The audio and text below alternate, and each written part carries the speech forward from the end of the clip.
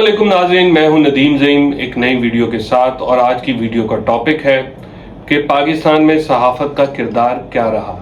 गुज़िश्ता 1-2 सालों में सहाफ़ी क्यों सियासी पोलराइजेशन का शिकार हुए, सहाफ़त पर जो इल्ज़ामात लगते रहे क्या वो ठीक थे। मुल्क में जहां पॉलिटिकल पोलराइजेशन ने हर मकतबा है फ़िक्र को अपनी लपेट में लिए रखा, जहां हर शोबा और इदारा सियासी हो गया, वहीं इनफरादी तौर पर भी लोग इस सियासी तकसीम से ना बच सके। घर घर में अगर वालिद रवायती सियासत के साथ है तो बच्चे तहरीक इंसाफ के इनकलाबी बयानिए के साथ हो गए। ये सियासी तकसीम सियासी दुश्मनी तक पहुंच गई तो गैर जानिबदार इदारे जैसे कि अदलिया, अफवाज पाकिस्तान और हत्ता के सहाफ़ी किसी न किसी अंदाज में एक बयानिए के साथ मिलान किए जाते रहे। यानी ये कहा जाए कि पाकिस्तान में गुज़िश्ता चंद सालों में कोई भी शख्स, इदारा या शोबा सियासी तकसीम से बच सका है तो ये गलत होगा। सहाफ़त या सहाफ़ी चूंकि फ्रंट लाइन सोल्जर होते हैं, इन्होंने हर एक की कवरेज करनी होती है, सियासी लोगों के इवेंट्स को कवर करना होता है, इसलिए ये अपनी राय आमा को छुपा नहीं सकते, इन्हें अपना इजहार करना होता है। ये पहले सियासी तकसीम का हिस्सा बनते हैं।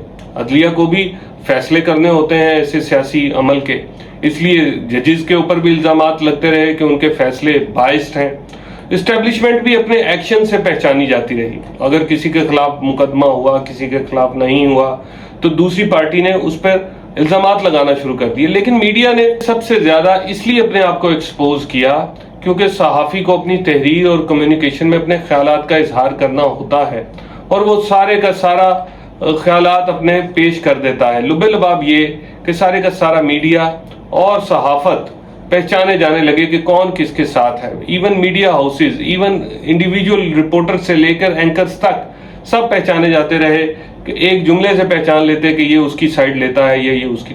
कुछ तो इल्जामात थे और मीडिया की इसी सारी असना में मीडिया की जो अखलाकियात हैं, जो पहला असूल है गैर जानिबदारी का या जिसे ऑब्जेक्टिविटी कहते हैं, वो कॉम्प्रोमाइज होता रहा। साथ ही एक और असूल भी तोड़ा गया, जिसके खिलाफ खबर दी जाती उससे राब्ता नहीं किया जाता था, उसका मौकफ या वर्शन को ऐड नहीं किया जाता था। ये भी एक सहाफ़ती असूल है।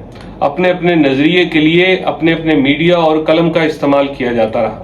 मौजूदा दौर में सहाफ़त आज़ाद है या नहीं, और अगर सहाफ़ी को कैटेगराइज किया जाए तो मौजूदा हालात में किन 3 अक़साम में मैं इस सहाफ़ियों को देखता हूँ वो थोड़ा सा डिस्कस करते हैं। पहली किस्म उन सहाफ़ियों की थी जिन्होंने 100% किसी एक बयानिए को दुरुस्त मान लिया और मनोअन दिल से तस्लीम करके अपने काम पर लग गए, विदाउट एनी इंटरेस्ट। कुछ नहीं लिया, कोई पैसे नहीं लिए, कोई फेवर नहीं ली, बस उस बयानिए को अपने ऊपर लागू कर दिया, तारी कर लिया और राय आमा हमवार करने में लग गए। अवाम में ये साबित कर दिया कि ये एक बयानिया ठीक है, यानी इमरान खान का बयानिया दुरुस्त है या रवायती सियासी पार्टियों का पुराना पाकिस्तान ठीक था। सोशल मीडिया और मेन स्ट्रीम मीडिया पर जहां जितना जोर लगा उन्होंने अपना जोर लगा दिया और कहानी सुनाते सुनाते बात बहुत आगे तक बढ़ गई। उन्होंने यही सच है मानकर लोगों को बताना शुरू किया और जिसका फिर जो इंटरेस्ट होता व्यूअरशिप में भी, वो भी अपने सहाफ़ियों को सुनते और उसको ठीक कहते। अब आते हैं सहाफ़त की दूसरी किस्म की तरफ या सहाफ़ियों की दूसरी किस्म की तरफ। सहाफ़ियों की इस किस्म में बाकायदा मुराद याफ्ता सहाफ़ी भी हैं जो पहले रवायती सियासी जमातों से मुराद ले चुके थे। यानी कोई चेयरमैन पीसीबी बन गया, किसी को चेयरमैन पैमरा लगा दिया गया और कोई मुशीर या वजीर बन के सहाफ़त करता रहा। पूरे के पूरे इदारे को इनके ताबे कर दिया गया, पब्लिक के टैक्स से उनकी अय्याशियां झेली जाती रही। अच्छा, तो वो यकीनी तौर पे सहाफ़ी तो थे और अपनी फील्ड के अच्छे सहाफ़ी थे, लेकिन अलमिया ये है कि वो पब्लिक ऑफिस के दौर में भी सहाफ़ी रहे और बाद में भी, यानी जब नई हुकूमत आई और उन्हें निकाल दिया गया तो तब भी उन्होंने आगे सहाफ़त को पकड़ लिया। इस पर कोई चेक नहीं था। ये एक खुला तजाद और कॉन्फ्लिक्ट ऑफ इंटरेस्ट की एक बेहतरीन मिसाल है। वो सारे हालात अच्छी तरह जानते थे, लेकिन इन पर सच बोलने की बजाय उन्होंने अपने एंगल में, अपने जाविये में खबर को ढाला और आवाम को सुनाते रहे जैसा कि यही सच है। मौजूदा दौर में सहाफ़त की तीसरी किस्म वो है जिसमें सहाफ़ियों को अपने इदारों की पॉलिसी पर चलना पड़ा।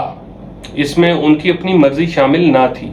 वो सच क्या है اس سے ایک قدم پیچھے رہتے تھے، بس جو ان کو دے دیا گیا وہ چلا دیا تھا۔ یہ بھی ایک بہت بڑی صحافت اور صحافی لوگ اس پالیسی اور اس قسم کے ہیں۔ یہاں صحافی بس نوکری کرتے ہیں، یہاں اداروں اور شخصیات کو انفلوئنس اور میڈیا ہاؤسز کے انکم انٹرسٹ کو مد نظر رکھا جاتا ہے۔ اس قسم میں حکومتیں اپنے اداروں کے ذریعے بلیک میل کرتی ہیں میڈیا ہاؤسز کو۔ وہ کہتی ہیں کہ ہماری خبر کو، ہمارے اینگل کو، ہماری پالیسی کو ٹو کیا جائے، اور طاقت کا استعمال بھی بعض اوقات کیا جاتا ہے، پرچے دیے جاتے ہیں، مقدمات دیے جاتے ہیں، میڈیا آنرز کے دوسرے کاروبار میں ان کو روکا جاتا ہے، بلیک میل کیا جاتا ہے۔ موجودہ دور تو اس حوالے سے خاصا تاریخ ساز رہا، بہت بڑی بڑی وائلیشنز ہوئیں، ہیومن رائٹس وائلیشنز ہوئیں، لا لیسنس ہوئی، ہر میڈیا کو بولنے کی اجازت نہیں تھی، حتیٰ کہ میڈیا کے اپنے لوگ اٹھائے جاتے رہے، ان کے ساتھ زیادتیاں ہوئیں، صحافی غائب ہوئے، ملک بدر ہوئے، ان کی خبریں اپنے ہی چینلز نہیں چلا سکتے تھے۔ میڈیا آنرز اور صحافتی تنظیمیں کسی ایک صحافی کے لیے اپنا پورا ادارہ کیسے رسک میں ڈال سکتی ہیں؟ لہذا انہیں سمجھوتا کرنا پڑا۔ پاکستان میں اس طرح تو ہوتا ہے، اس طرح کے کاموں میں۔ اگر مجھے کمیونیکیشن کے اسٹوڈنٹس یہ پوچھیں کہ صحافت آزاد ہے، جو کہ اکثر میرے اسٹوڈنٹس بھی مجھے پوچھتے ہیں، اور ہمیں کہیں لیکچر کے دوران یہ پوچھا جاتا ہے کہ پاکستان کا میڈیا آزاد ہے، تو میں آج اس کا اپنے تجزیے میں جواب دیتا ہوں، ہم دیتے بھی رہے ہیں، مگر جو بہترین جواب ہے وہ میں آپ کو بتاتا ہوں کہ پاکستان میں میڈیا کو کسی نہ کسی انداز میں مادر پدر آزادی حاصل رہی ہے، لیکن کچھ جگہ پہ بالکل آزادی نہیں، میڈیا بالکل آزاد نہیں ہے۔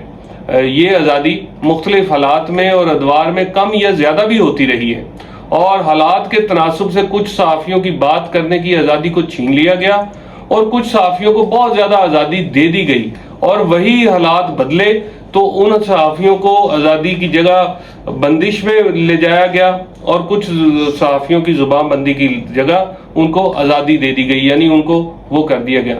اس میں لفافہ صحافت کا سوال کہیں نیچے رہ جاتا ہے۔ آج کی ویڈیو کے لیے اتنا ہی، ملیں گے کسی اگلی ویڈیو میں اگلی ٹاپک کے ساتھ، تب تک کے لیے اجازت دیجیے، اللہ حافظ۔